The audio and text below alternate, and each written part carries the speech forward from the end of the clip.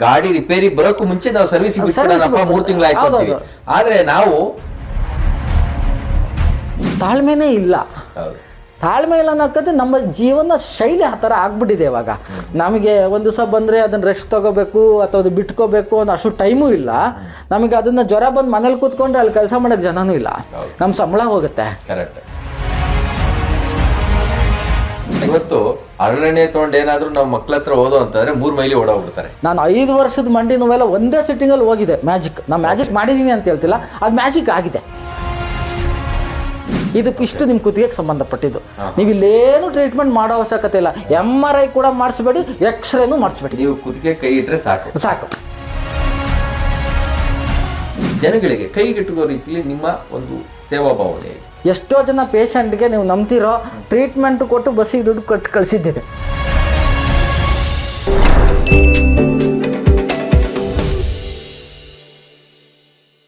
ನಾವು ನಾರ್ಮಲಿ ಏನು ಮಾಡ್ತೀವಿ, ಹಿಂದಿನವ್ರು ನಿಮಗೆ ಗೊತ್ತಿರ್ಬೋದು, ನಿಮ್ಮ ತಂದೆ ತಾಯಿ ನಿಮಗೆ ಕೊಟ್ಟರೆ ಒಂದು 6 ತಿಂಗಳಿಗೆ ಒಂದ್ಸರಿ ಎಣ್ಣೆ, ಯಾವುದು ಹರಳೆಣ್ಣೆ ಅಂತ ಕ್ಯಾಸ್ಟ್ರ್ ಆಯಿಲು ಅಥವಾ ಮಾತ್ರೆಗಳು ಅಥವಾ ಏನೋ ಒಂದು ಹಾಕ್ಬಿಟ್ಟು ಬೇದಿಗೆ ಔಷಧಿ ಕೊಡ್ತಾ ಇತ್ತು.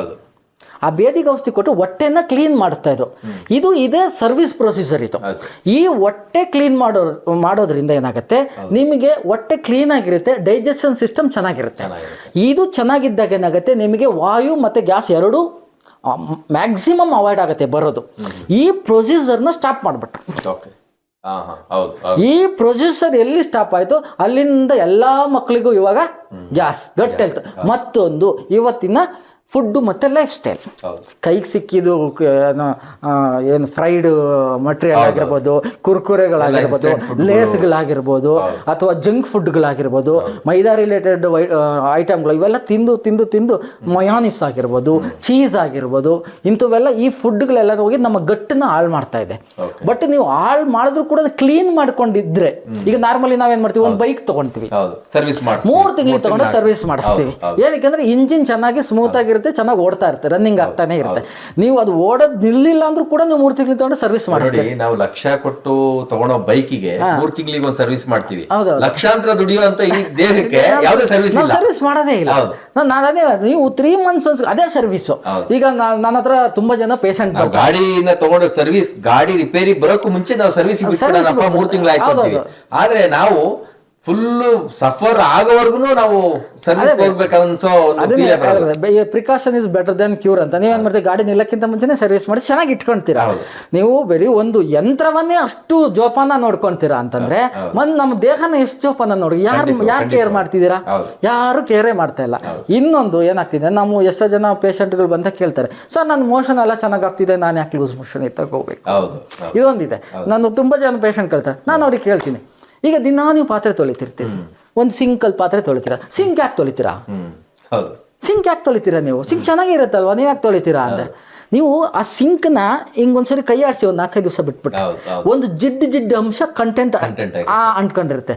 ಇದೇ ಥರನೇ ನಿಮ್ಮ ದೊಡ್ಡ ಕರಳಲ್ಲಿ ಏನಾಗುತ್ತೆ, ಈ ಒಂದು ಲೇಯರ್ ಫಾರ್ಮ್ ಆಗಿಬಿಟ್ಟಿರುತ್ತೆ ದೊಡ್ಡ ಕರಳಲ್ಲಿ. ಈ ಲೇಯರ್ ಏನಾಗುತ್ತೆ, ಈ ಲೇಯರ್ನ ನೀವು ಲೂಸ್ ಮೋಷನ್ ತಗೊಂಡಾಗ ಲೇಯರ್ ಪೂರ್ತಿ ಕ್ಲೀನ್ ಮಾಡಿಬಿಡುತ್ತೆ. ಕ್ಯಾಸ್ಟರ್ ಆಯಿಲ್ ಇಲ್ಲಿ ಪೂರ್ತಿ ಕ್ಲೀನ್ ಮಾಡುತ್ತೆ. ಇದು ಕ್ಲೀನ್ ಆದಾಗ ಆ ದೊಡ್ಡ ಕರ್ಲಿಗೆ ಅದ ರಿಸೀವಿಂಗ್ ಕೆಪಾಸಿಟಿ ಬರುತ್ತೆ. ನೀವೇನೇನು ತಿಂದಿರ ಅದನ್ನು ಕ್ಲೀನಾಗಿ ಜೀರ್ಣ ಮಾಡಿ ನಿಮ್ಮ ದೇಹಕ್ಕೆ ಏನೇನು ಬೇಕು, ಮಿನರಲ್ಸ್ ಆಗಿರ್ಬೋದು, ಪ್ರೋಟೀನ್ ಆಗಿರ್ಬೋದು, ವಾಟ್ ಎವರ್ ನೀಡ್ ಏನೇನಿದೆ, ಗ್ಲೂಕೋಸ್ ಆಗಿರ್ಬೋದು, ಎಲ್ಲದನ್ನು ಕ್ಲೀನಾಗಿ ಕೊಡುತ್ತೆ. ಇವತ್ತು ಹರಳೆಣ್ಣೆ ತಗೊಂಡು ಏನಾದ್ರು ನಾವು ಮಕ್ಳ ಹತ್ರ ಓದೋ ಅಂತಂದ್ರೆ 3 ಮೈಲಿ ಓಡೋಗ್ಬಿಡ್ತಾರೆ.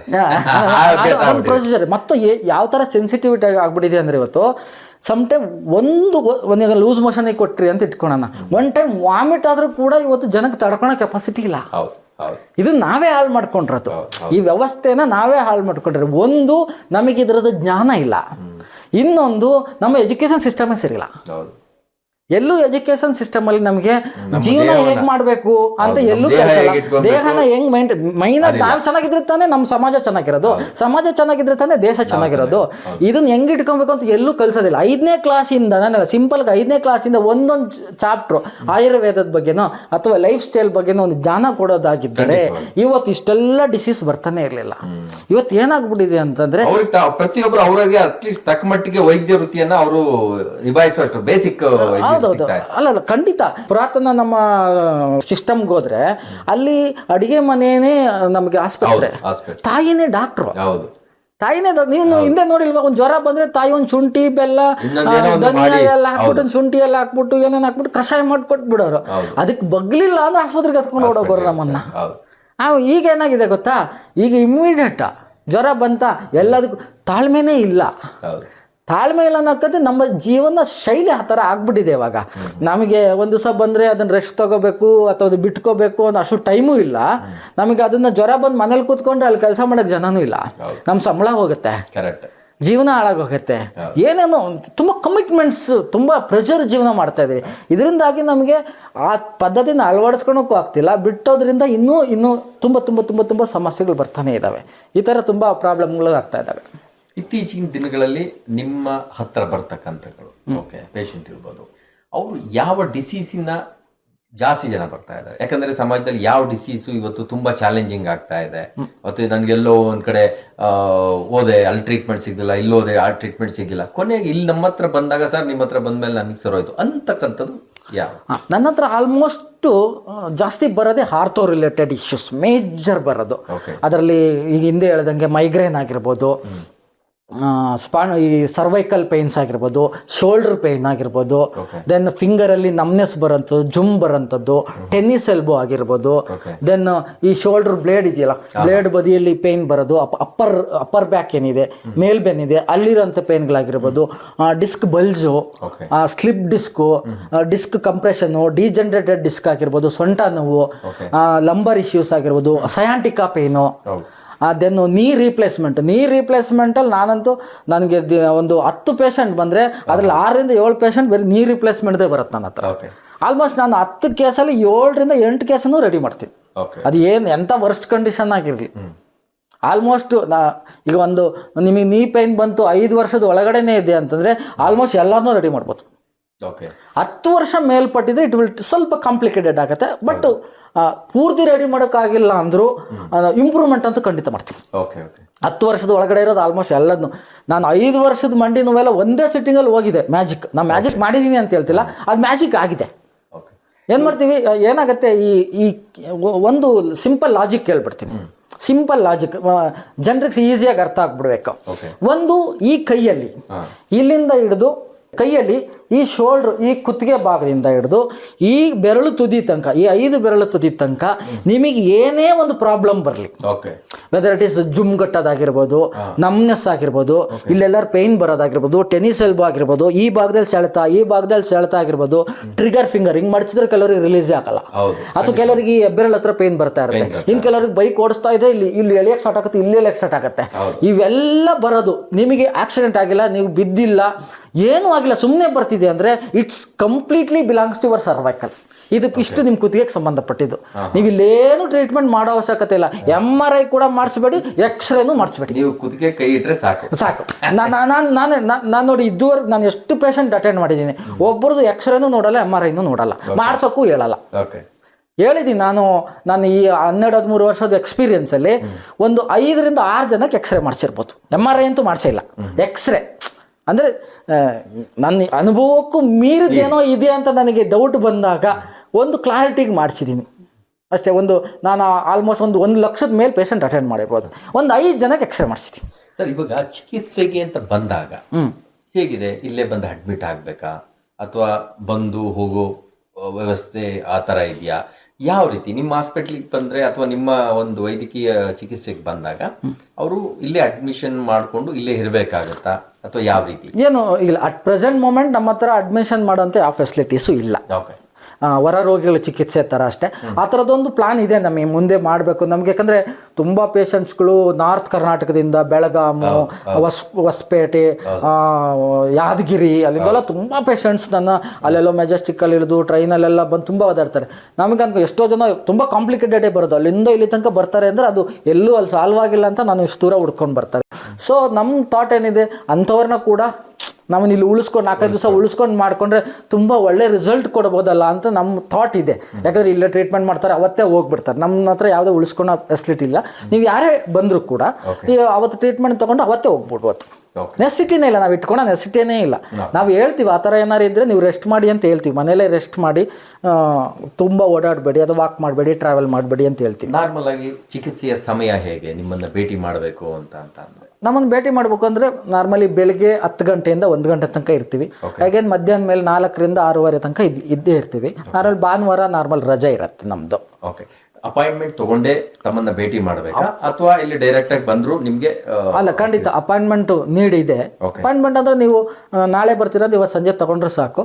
ನಾವು ಹೆಚ್ಚು ಕಡಿಮೆ ಮಾಡ್ತೀವಿ, ಸ್ಪೆಸಿಫಿಕ್ ಇಂಥ ಟೈಮ್ ಅಂತ ಹೇಳಲ್ಲ. ಒಂದು ಅರ್ಧ ಮುಕ್ಕಾಲು ಗಂಟೆ ಎಲ್ಲ ಏನೂ ತೊಂದರೆ ಇಲ್ಲ. ಇವಾಗ ಅಟ್ ಪ್ರೆಸೆಂಟ್ ಮೂಮೆಂಟಲ್ಲಿ ಆ ಥರ ಸಮಸ್ಯೆ ಏನಿಲ್ಲ. ಇವಾಗ ಪ್ರತಿಯೊಂದು ಹಾಸ್ಪಿಟ್ಲ್ ಇವೆಲ್ಲ ಒಂದು ದೊಡ್ಡ ಉದ್ಯಮವಾಗಿ ಬೆಳೆದಿದೆ.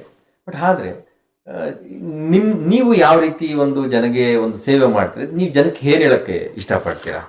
ನಾವು ಹೌದು ಖಂಡಿತ. ಯಾಕಂದ್ರೆ ಒಂದು ಚಿಕಿತ್ಸೆ ಅಂತ ಅಂದಾಗ ಒಂದು ಸೇವಾ ಮನೋಭಾವದಿಂದ ಮಾಡಿದಾಗ ಅದಕ್ಕೊಂದು ಬೆಲೆ ಇರುತ್ತೆ, ಗೊತ್ತಾಯ್ತಾ? ಅದನ್ನ ಒಂದು ಉದ್ಯಮ ಅಂತ ಮಾಡಿದಾಗ ಅದು ಬೇರೆ ರೀತಿಲಿ ಇರುತ್ತೆ. ಯಾಕಂದ್ರೆ ಇವತ್ತು ಮಧ್ಯಮ ವರ್ಗ ಜನ ಇರ್ತಕ್ಕಂಥದ್ದು. ಓಕೆ, ಬೆಂಗಳೂರು ಅಂತಂದಾಗ ಅತಿ ಹೆಚ್ಚು ಮಧ್ಯಮ ವರ್ಗ ಇರ್ತಕ್ಕಂಥದ್ದು. ಈ ಜನಗಳಿಗೆ ಕೈಗೆಟುಕೋ ರೀತಿಲಿ ನಿಮ್ಮ ಒಂದು ಸೇವಾ ಭಾವನೆ? ಖಂಡಿತ. ನಾವು ಇವತ್ತು ಏನು ಚಿಕಿತ್ಸೆ ಮಾಡ್ತಾ ಇದ್ದೀವಿ, ಯಾವತ್ತೂ ಇದನ್ನು ಕಮರ್ಷಿಯಲ್ ಆಗಿ ತಗೊಂಡೇ ಇಲ್ಲ. ನಾವು ಸೇವಾ ಮನೋಭಾವದಿಂದನೇ ಮಾಡ್ತಿರೋದು. ಹಾಗಾಗಿ ನಮ್ಮಲ್ಲಿ ಏನಂದ್ರೆ ನಾವು ಯಾರೇ ಬರಲಿ, ಏನೇ ಸಮಸ್ಯೆ ಬರಲಿ, ಯಾವುದೇ ರಿಪೋರ್ಟ್ ತೆಗ್ಸಕ್ಕೆ ಕೇಳಲ್ಲ. ಒಂದು, ನಮ್ಮ ಹತ್ರ ಆರ್ಥೋ ಜಾಸ್ತಿ ಬರೋದ್ರಿಂದ ಯಾರಿಗೂ MRI ತೆಗ್ಸಕ್ಕೆ ಕೇಳಲ್ಲ, ಎಕ್ಸ್ರೇನೂ ತೆಗ್ಸಕ್ಕೆ ಕೇಳಲ್ಲ. ಮತ್ತೊಂದು, ನಾವು ಯಾರಿಗೂ ಕನ್ಸಲ್ಟೇಷನ್ ಚಾರ್ಜ್ ಮಾಡೋದೇ ಇಲ್ಲ. ಇದುವರೆಗೂ ತಗೊಂಡಿಲ್ಲ ಕನ್ಸಲ್ಟೇಷನ್ ಚಾರ್ಜ್. ನಾವು ಯಾರ ಹತ್ರನೂ ಅರ್ಧ ಗಂಟೆ ಕನ್ಸಲ್ಟೇಷನ್ ತಗೊಂಡು ಏನೇನಕ್ಕಾಗಿದೆ ಪೂರ್ತಿ ಮಾಹಿತಿ ತಗೊಂಡು ಎದ್ದೋದವ್ರು ಇದ್ದಾರೆ. ಇದುವರೆಗೂ ನಾವು ಕನ್ಸಲ್ಟೇಷನ್ ಚಾರ್ಜ್ ಮಾಡಿಲ್ಲ. ದೆನ್ ಅನ್ನೆಸೆಸರಿ ನಮ್ಮ ಪೇಷಂಟ್ಗಳಾಗಿ ನಮ್ಮ ಏನು ರೋಗಿಗಳು ಬರ್ತಾರೆ ಅವ್ರಿಗೆ ಭಯ ಪಡಿಸೋದೇ ಇಲ್ಲ. ಆ ಡಾಕ್ಟರ್ ನಾಳೆ ಸತ್ತೋಗ್ತಾನೆ ಅಂತಾನೆ ಹೇಳಿರ್ಲಿ, ನನ್ನ ಹತ್ರ ಬಂದು ಹೇಳ್ತಾರೆ ಇನ್ನೇನೊಂದು ವಾರ ಅಂತಾನೆ ಹೇಳಿರೋರು ಎಷ್ಟೋ ಜನ ಇದ್ದಾರೆ. ನಾ ಯಾರು ಹೇಳಿದ್ ನಿಂಗೆ? ನಾವು ಅವ್ರಿಗೆ ಹೇಳೋದೇ ಇಲ್ಲ, ಯಾಕಂದ್ರೆ ಆ ಥರ ಏನು ಡಿಸೀಸೇ ಇರಲ್ಲ. ನಾವು ಅನ್ನೆಸೆಸರಿ ಭಯ ಪಡಿಸೋದೇ ಇಲ್ಲ. ಡಾಕ್ಟ್ರು ಸರ್ಜರಿ ಆಗಿ ಮೂರು ಡಾಕ್ಟರ್ಗಳು ಸರ್ಜರಿ ಹೇಳಿದ್ರು ಕೂಡ ನನ್ನ ಹತ್ರ ಸರ್ಜರಿ ಬೇಡ, ಭಯ ಪಡ್ಬೇಡಿ, ನಾವು ಭಯ ಪಡಿಸಲ್ಲ.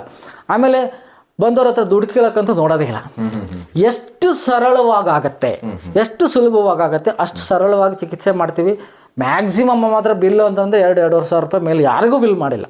3,000 ರೂಪಾಯಿ ಒಂದೊಂದು ಕಾಲದಲ್ಲಿ ಮಾಡಿದ್ದೀವಿ, 300-400 ತನಕ ಮಾಡಿದ್ದೀವಿ. ಕೆಲವು ತುಂಬ ಮೆಡಿಸಿನ್ಸ್ ಕೊಟ್ಟಾಗ ನಾವು ತುಂಬ ಜಾಸ್ತಿ ಮೆಡಿಸಿನ್ಸು ಕೊಡೋದಿಲ್ಲ. ನಾರ್ಮಲ್ ಚಿಕಿತ್ಸೆಯಲ್ಲಿ ಏನಾಗುತ್ತೆ, ಎಲ್ಲ ಮೆಡಿಸಿನ್ಸು ನಮ್ಮ ಹತ್ರನೇ ಸಿಗುತ್ತೆ. ನಾವು ನಾರ್ಮಲಿ ಬೇರೆ ವೈದ್ಯಕೀಯ ಪದ್ಧತಿ ಥರ ಬೆಳಗ್ಗೆ ಮಧ್ಯಾಹ್ನ ಸಂಜೆ ಈ ಥರ ಎಲ್ಲ ಟ್ರೀಟ್ಮೆಂಟ್ ಮೆಡಿಸಿನ್ಸ್ ಕೊಡೋದೇ ಇಲ್ಲ. ನಾವು ಬೆಳಗ್ಗೆ ಒಂದು ಮೆಡಿಸಿನ್ ಕೊಟ್ಟರೆ ನೆಕ್ಸ್ಟ್ ಬೆಳಗ್ಗೆನೇ ಅದು. ಅಗೇನ್ ಸಂಜೆಗೊಂದು, ಮಧ್ಯಾಹ್ನ ಎಲ್ಲ ನಾವು ಮೆಡಿಸಿನ್ಸ್ ಹಾಕೋದೇ ಇಲ್ಲ ಯಾರಿಗೂ. ಬೆಳಗ್ಗೆಗೊಂದು ಇಲ್ಲ ಸಂಜೆಗೊಂದಿರುತ್ತೆ. ಇಲ್ಲ ಬೆಳಗ್ಗೆಗೊಂದು ತಗೊಂಡ್ರೆ ಬೆಳಗ್ಗೆ ಟಿಫನ್ ಆಗಿದ ತಕ್ಷಣ ಇರೋದು, ಇಲ್ಲ ಸಂಜೆ. ಸಿಂಪಲ್ ಆಗಿ 2 ಅಥವಾ 3 ಮೆಡಿಸಿನ್ಸ್ ಕೊಡೋದು ನಮ್ಗೆ. ಏನು ನೀಡಿರುತ್ತೆ ಅಷ್ಟೇ, ಅನ್ನೆಸೆಸರಿ ತುರುಕೋದಿಲ್ಲ ನಾವು ಮೆಡಿಸಿನ್ಸ್. ಗೊತ್ತು, ಹೊರಗಡೆ ಸಮಾಜದಲ್ಲಿ ಸುಮ್ಮನೆ ತುರುಕ್ತಾರೆ, ಸಿಂಪ್ಟಮ್ಸ್ ಬೇಸ್ಡ್ ಟ್ರೀಟ್ಮೆಂಟ್ ಮಾಡ್ತಾರೆ. ಅದೆಲ್ಲ ಇದೆ, ಅವೆಲ್ಲ ಇದೆ. ಅದಕ್ಕೆ ಕೈ ಹಾಕಿದ್ರೆ ಸರಿಯಾಗಲ್ಲ. ಇವಾಗ ಅದು ನಮ್ಗೆ ಬೇಡ, ನಮಗಿದೆ. ಅದು ತುಂಬ ನಡೀತಾ ಇದೆ ಅನ್ನೆಸರಿ. ನೀವು ರೀಸೆಂಟಾಗಿ ನಾನೊಂದು ಆರ್ಟಿಕಲ್ ನೋಡಿದೆ, ಇಂಡಿಯಾದಲ್ಲಿ ನಡೀತಿರುವಂತಹ ಸರ್ಜರಿಗಳಲ್ಲಿ 70% ಸರ್ಜರಿ ಫೇಕ್. ಏನ್ ಸಮಾಜದಲ್ಲಿ ನೋಡಿ, ಒಳ್ಳೆಯವರು ಇದ್ದಾರೆ, ಕೆಟ್ಟವರು ಇದ್ದಾರೆ. ದುಡ್ಡು ಇದನ್ನೇ ನಿಮ್ಮ ದೌರ್ಬಲ್ಯವನ್ನೇ ಬಂಡವಾಳ ಮಾಡ್ಕೊಳೋಂಥವ್ರು ಇದ್ದಾರೆ. ಇದೆ ಅದು ಸಮಾಜದಲ್ಲಿ. ಆ ಥರ ನಾವು ಯಾರಿಗೂ ಮೆಡಿಸಿನ್ಸ್ನ ತುರುಕೋದೇ ಇಲ್ಲ. ವೆರಿ ಸಿಂಪಲ್ ಆಗಿ ಪ್ರತಿಯೊಂದನ್ನು ಎಕ್ಸ್ಪ್ಲೈನ್ ಮಾಡ್ತೀವಿ. ನಿಮಗೆ ಯಾಕೆ ಬರ್ತಿದೆ, ಎಲ್ಲಿಂದ ಬರ್ತಿದೆ, ಯಾವ ಡಿಸ್ಕು ಇದಕ್ಕೆ ಕಾರಣ, ಅದನ್ನು ತೋರಿಸ್ತೀವಿ ಕೂಡ. ನಾವು ಟ್ರೀಟ್ಮೆಂಟ್ ಕೊಡುವಾಗ ನಾನು ಹೇಳಿದ್ದೆ ನೋಡಮ್ಮ, ಇದೇ ಡಿಸ್ಕಲ್ಲಿ ಹಿಂಗೆ ಪ್ರಾಬ್ಲಮ್ ಆಗಿದೆ, ಇಲ್ಲಿಲ್ಲೇ ಪ್ರಾಬ್ಲಮ್ ಪೂರ್ತಿ ಮಂದಟ ಆಗಬೇಕು. ಆ ಥರನೇ ನಮ್ಮ ಟ್ರೀಟ್ಮೆಂಟ್ ಮೆಥಡ್. ಮತ್ತೆ ಈ ಒಂದು ಆಯುರ್ವೇದ ವೃತ್ತಿಯಲ್ಲಿ ವೈದ್ಯ ಎಲ್ಡೋಸ್ ಅವರು ಮಾಡಿರ್ತಕ್ಕಂಥ ಹಲವಾರು ಸೇವೆಗಳಿಗೆ ಹಲವಾರು ಸಂಘ ಸಂಸ್ಥೆಗಳು ತಮ್ಮನ್ನ ರೆಕಗ್ನೈಸ್ ಮಾಡಿ ಹಲವಾರು ಒಂದು ಪ್ರಶಸ್ತಿಗಳು ಕೊಡಿದೆ. ಅದ್ರ ಬಗ್ಗೆ ನೀವೇನು ಹೇಳ್ತೀರಾ? ತುಂಬ ಇಲ್ಲಿ ಲೋಕಲ್ ಆಗಿರ್ಬೋದು, ಬೆಂಗಳೂರು ಆಗಿರ್ಬೋದು, ತುಂಬ ಸಂಘ ಸಂಸ್ಥೆಗಳು ನಮ್ಮನ್ನು ರೆಕಗ್ನೈಸ್ ಮಾಡಿದ್ದೇವೆ. ಅದರಲ್ಲಿ ಮೇಯ್ನಾಗಿ ನಮ್ಮ 2024ರಲ್ಲಿ ಕೆಂಪೇಗೌಡ ರಾಷ್ಟ್ರೀಯ ಪ್ರಶಸ್ತಿ ಒಂದು ಸಿಕ್ತು. ದೆನ್ 2025ರಲ್ಲಿ ಆಯುಷ್ ಹೆಲ್ತ್ ಕೇರ್ ಅವಾರ್ಡ್ ಅಂತೇಳಿ ಒಂದು ಅವಾರ್ಡ್ ಸಿಕ್ಕಿದೆ. ಇವೆರಡು ಮೇಯ್ನ್ ಮುಖ್ಯವಾದ್ದು. ಯಾವತ್ತೂ ನಮ್ಮನ್ನು ಗುರುತಿಸ್ಲಿ ಅಂತಲೂ ನಾವು ಯಾವತ್ತೂ ವರ್ಕ್ ಮಾಡಿಲ್ಲ. ನಮ್ಮ ಆತ್ಮರ ತೃಪ್ತಿಗೋಸ್ಕರ ಕೆಲಸ ಮಾಡ್ಕೊತ ಬಂದಿದ್ವಿ. ಇವತ್ತು ನಮಗೆ ತೃಪ್ತಿ ಆಗ್ಬೇಕು. ಎಷ್ಟೋ ಜನ ಪೇಷಂಟ್ಗೆ ನೀವು ನಂಬ್ತಿರೋ ಟ್ರೀಟ್ಮೆಂಟ್ ಕೊಟ್ಟು ಬಸ್ಸಿಗೆ ದುಡ್ಡು ಕೊಟ್ಟು ಕಳಿಸಿದ್ದಿದೆ ನಮ್ಮ ಜಾಬಿಂದಾನೆ. ದುಡ್ಡೇ ಇಲ್ಲ, ನಂತರ ಇರೋದೇ ಇಷ್ಟು ಅಂತ ಹೇಳ್ತಾರೆ. ನಾವು ಯಾವತ್ತು ನಿಮ್ಮ ಹತ್ರ ದುಡ್ಡಿದೆಯಾ ಅಂತ ಕೇಳ್ಬಿಟ್ಟು ಟ್ರೀಟ್ಮೆಂಟೇ ಮಾಡಲ್ಲ. ಟ್ರೀಟ್ಮೆಂಟ್ ಮಾಡಿದ್ಮೇಲೆ ನಾವು ಎಲ್ಲ ಕೇಳೋದು. ಅಲ್ಲಿ ತನಕ ಫಸ್ಟ್ ಟ್ರೀಟ್ಮೆಂಟ್ ಕನ್ಸಲ್ಟೇಷನ್ ಆಗುತ್ತೆ, ಇಮಿಡಿಯೇಟ್ ಟ್ರೀಟ್ಮೆಂಟ್ ಕಳಿಸಿ ಎಲ್ಲ ಮುಗಿಸ್ತೀವಿ. ಮುಗಿಸಿದ್ಮೇಲೆ ನಮ್ಮ ಬಿಲ್ಲು 1,000, 1,200, 1,800 ಏನೋ ಆಗಿರುತ್ತೆ. ಟ್ರೀಟ್ಮೆಂಟು ಮೆಡಿಸಿನ್ಸ್ ಎಲ್ಲ ಸೇರಿ 400 ರೂಪಾಯಿನೋ 500 ರೂಪಾಯಿನೋ ಎತ್ಕೊಟ್ಬಿಡ್ತಾರೆ. ಇಷ್ಟೇ ಇರೋದು ಸರ್. ಹೌದು. ಅವ್ರನ್ನ ಏನ್ ಎಲ್ಲಿಂದನೋ ಬಂದಿರ್ತಾರೆ ಪಾಪ. ಎಲ್ಲೇನೋ ಹುಡ್ಕೊಂಡ್ ಬಂದಿರ್ತಾರೆ. ಏನಂದ್ರೆ ನಾನು ಎಲ್ಲ ವಿಡಿಯೋ ನೋಡ್ಬಿಟ್ಟಿರ್ತಾರೆ. ಓ ಇಲ್ಲಿ ಹೋದ್ರೆ ನಾನು ಸರಿ ಹೋಗ್ಬಿಡತ್ತೆ, ಇಂಪ್ಯಾಕ್ಟ್ ಆಗಿರುತ್ತೆ. ಹೌದು ಇವ್ರು ಹೇಳಿದೆಲ್ಲ ಸರಿ, ಕರೆಕ್ಟ್, ನನಗೆ ಅದೇ ಥರನೇ ಆಗ್ತಾ ಇದೆ ಅಂತ ಬಂದಿರ್ತಾರೆ. ಈಗ ಅವ್ರನ್ನೇನು ಹಿಡ್ಕೊಳಕ್ಕಾಗಲ್ಲ. ಆಯ್ತಪ್ಪ ನೆಕ್ಸ್ಟ್ ಬಂದಾಗ ಕೊಡು. ಹೌದು. ನಾವು ಬರ್ಕೊಳೋದು ಇಲ್ಲ. ಅವ್ರ ಫೋನ್ ನಂಬರ್ ಕೂಡ ಬರ್ಕೊಳಲ್ಲ. ಓಕೆ. ಬಂದಾಗ ಕೊಡ್ಲಿ, ಕೊಟ್ರೆ ಕೊಡ್ಲಿ, ಬಿಟ್ರೆ ಬಿಡ್ಲಿ, ನಮಗೆ ಅದೇನಿಲ್ಲ. ಈಗ ನಮ್ಮ ಕಾರ್ಯಕ್ರಮ ನೋಡಿದಂಥ ವೀಕ್ಷಕರು ನಿಮ್ಮನ್ನ ಕಾಂಟ್ಯಾಕ್ಟ್ ಮಾಡಬೇಕು ಅಂತಂದ್ರೆ ಯಾವ ನಂಬರ್ಗೆ ಕರೆ ಮಾಡಬೇಕು? ನಂದು ಪರ್ಸ್ನಲ್ ನಂಬರ್ಗೆ ನೀವು ಕಾಲ್ ಮಾಡ್ಬೋದು. ಬೆಳಗ್ಗೆ ಒಂದು 9 ಗಂಟೆಯಿಂದ ಸಂಜೆ ಒಂದು 9 ಗಂಟೆ ತನಕ ಕಾಲ್ ಮಾಡ್ಬೋದು. ಅದರಿಂದ ಮೇಲೆ ನಾನು ಸಮ್ಟೈಮ್ ರಿಸೀವ್ ಮಾಡಲ್ಲ. ನಮ್ಮ ಪೇಷಂಟ್ಗಳದ್ದು ಮಾತ್ರ ಕಾಲ್ ರಿಸೀವ್ ಮಾಡ್ತೀವಿ. ಅದ್ರ ಮೇಲ್ಗಡೆ ಸಮ್ಟೈಮ್ ಏನಾಗುತ್ತೆ ಗೊತ್ತಾ, ಇವಾಗ ರಾತ್ರಿ 3 ಗಂಟೆಗೆ ಯಾರೋ ಒಬ್ಬ ವಿಡಿಯೋ ನೋಡ್ತಾನೆ. ನನಗೆ ಇದು ತುಂಬ ಅನುಭವ ಆಗಿದೆ. 3 ಕಾಲ್ ಮಾಡ್ತಾನೆ ಫೋನ್. ಅವ್ನು ನಾನು ಯಾವಾಗ ನೋಡ್ತಾ ಇದ್ದೀನಿ, ನಾನು ಏನು ಯೋಚನೆ ಇರಲ್ಲ. ಬೆಳಗ್ಗೆ 3 ಫೋನ್ ಮಾಡ್ತಾನೆ, ಸರ್ ನಿಮ್ಮ ವಿಡಿಯೋ ನೋಡಿದೆ ಸರ್ ಅಂತ. ನಮಗೂ ಒಂದು ಪರ್ಸ್ನಲ್ ಲೈಫ್ ಅಂತ ಇದ್ದೇ ಇರುತ್ತೆ, ನಿಮಗೂ ಇರುತ್ತೆ, ನನಗೆ ಇರುತ್ತೆ. ಹಾಗಾಗಿ ಈ ಬೆಳಗ್ಗೆ 9ರಿಂದ ಸಂಜೆ 9 ಗಂಟೆ ತನಕ ಯಾವಾಗ ಬೇಕಾದ್ರೂ ಕಾಲ್ ಮಾಡ್ಬೋದು. ನನ್ನ ನಂಬರು 9206380092. ಈ ನಂಬರ್ಗೆ ಅದು ಸ್ಕ್ರೋಲಿಂಗ್ ಆಗ್ತಾ ಇರುತ್ತೆ ನನ್ನ ನಂಬರು. ನೀವು ಅದನ್ನು ನೋಟ್ ಮಾಡ್ಕೊಂಡು ಅದಕ್ಕೆ ಕಾಂಟ್ಯಾಕ್ಟ್ ಮಾಡ್ಬೋದು. ತುಂಬ ಧನ್ಯವಾದಗಳು ಸರ್. ನಮ್ಮ ಒಂದು ಈ ಕಾರ್ಯಕ್ರಮಕ್ಕೆ ಬಂದು ಇವತ್ತು ಏನು ಒಂದು ಪಾರಂಪರಿಕವಾಗಿ ನಡೀತಾ ಬರ್ತಂದ ಆಯುರ್ವೇದದ ಬಗ್ಗೆ ತುಂಬ ನೀಟಾಗಿ ಜನಗಳಿಗೆ ತಿಳಿಯೋ ರೀತಿಯಲ್ಲಿ ಹೇಳ್ಕೊಟ್ಟಿದ್ದೀರಾ. ತುಂಬ ಧನ್ಯವಾದಗಳು ನಮ್ಮ ಚಾನಲ್. ನಿಮಗೂ ಧನ್ಯವಾದ, ನಮಸ್ಕಾರ. Thank you. ಆಮೇಲೆ ದೇಹದಲ್ಲಿ ನಿಮ್ಮ ಹಾಲು ಜೀರ್ಣನೇ ಆಗಲ್ಲ, ಕೊಳಿತದಷ್ಟೇ, ಜೀರ್ಣ ಆಗಲ್ಲ. ಯಾಕಂದರೆ ಅದಕ್ಕೆ ಆ ಶಕ್ತಿ ಇರಲ್ಲ ನಿಮಗೆ. ಹಾಗೆ ಇನ್ನೊಂದು ಹಿಂಟ್ಸ್ ಕೊಡ್ತೀನಿ ಅಂದರೆ, ಈ 50 ವರ್ಷ 60 ವರ್ಷ ಮೇಲ್ಪಟ್ಟವರು ಕೆಲವರು ರಾತ್ರಿ ಹಾಲು ಕುಡಿಯೋ ಅಭ್ಯಾಸ ಇರುತ್ತೆ. ಖಂಡಿತ ಕುಡಿಬೇಡಿ. ರಾತ್ರಿ ಮಲಗುವಾಗ ಮಕ್ಕಳಿಗೂ ಅಷ್ಟೇ ದಪ್ಪಾಗಿರೋ ಹಾಲು ಕೊಡಬೇಡಿ. ಇನ್ ಕೇಸ್ ಏನಾದ್ರು ಕುಡಿಬೇಕು ಅಂದರೆ ಬೆಳಿಗ್ಗೆ ಜಠರಾಗ್ನಿ ಯಾವಾಗ ಚೆನ್ನಾಗಿರುತ್ತೆ